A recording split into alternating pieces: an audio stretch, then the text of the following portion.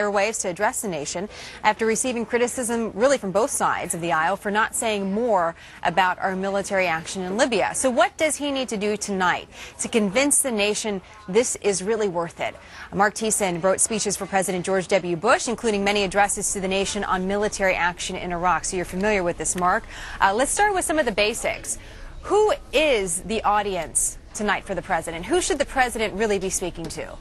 Well, it's the American people. Look, every president before Barack Obama has at some point sat at the Resolute desk in the Oval Office, looked the American people in the eye and said, tonight I am sending American military forces into action, explain the mission, explain the reasons why he's doing the action, and ask for their support.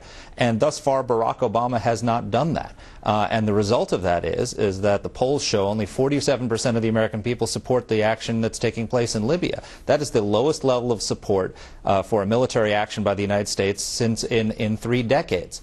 And the problem's not just limited to Libya.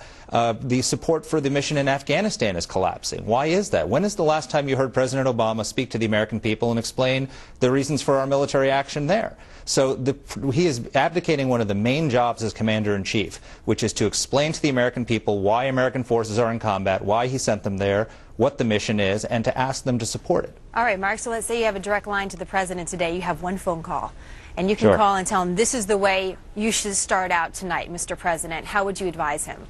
Well, what I would tell him to do is, now we've had 10 days where all these questions have been raised up, and people are very confused about why he's doing what he's doing. I would go through and look at all the legitimate questions that have been raised about the military mission, about the coalition and the like, and answer them systematically. So the goal should be, by the end of this speech tonight, that Americans feel that their questions have been answered, that all the confusing back and forth, and Gates saying it's not in our interest and Obama saying it is in our interest, settle all the confusion, go through the questions, answer them systematically, and so Americans walk out of the turn off their TVs tonight thinking, okay, I understand what the president's trying to accomplish, and I'll back him. Why not the Oval Office? There's been a lot said about where the president is speaking from tonight. Why do you think he's not doing it from the Oval Office?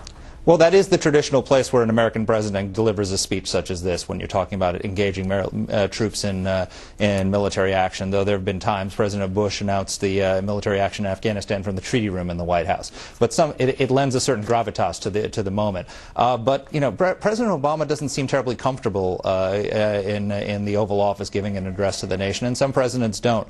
And he seems to feel more comfortable in front of an audience, so that may end up being an appropriate decision for him. So he's speaking at the National Defense University in Washington, D.C. Do you think that affects the message, though, whatever that message is that we see tonight? I think it's a military audience. It's our top future military leaders. I think it's probably an appropriate venue for him. But I mean, the venue is less important than the message. People are confused. What is the military mission?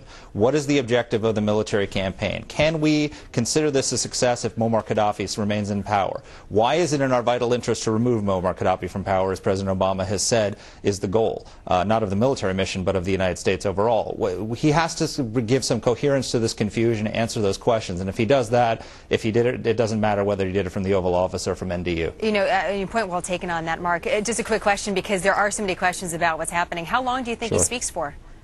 Not long. This is, you know, an Oval Office address or an address to the nation. You're inviting yourself into people's living room, talking directly to them. It should be conversational. It should be about 15 minutes, maybe 20 minutes max. You don't have much more time than that, but that is plenty of time to rally the American people to this cause. It'll be interesting to watch tonight. Mark, thank you so much for your insights. We appreciate your expertise on this.